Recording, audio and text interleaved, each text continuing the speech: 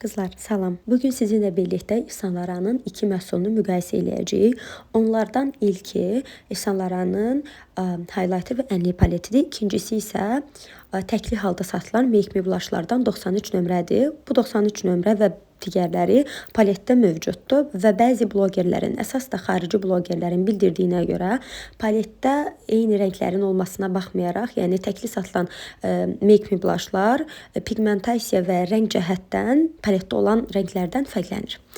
İndi gəlin birlikdə baxaq, görək həqiqətənmi pigmentasiya və rəng olaraq fərqlənir.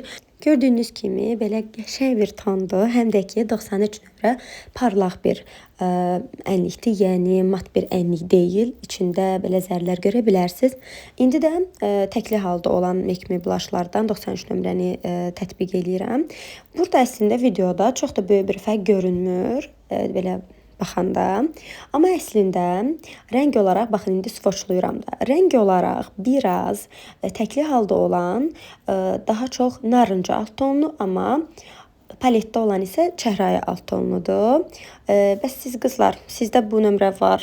Bəyənirsiniz İhsan-Laranın ənliklərini yoxsa yox? Bu arada əgər 93 nömrəni əldə etmək istəyirsinizsə, burada qeyd eləyəcəyim səhifəyə yazmağı unutmayın. Əldə bir ədəd 93 nömrə var və 44 nömrə də var. Ən məşhurlarından. İstəyirsiniz onu da müqayisəli şəkildə göstərərəm.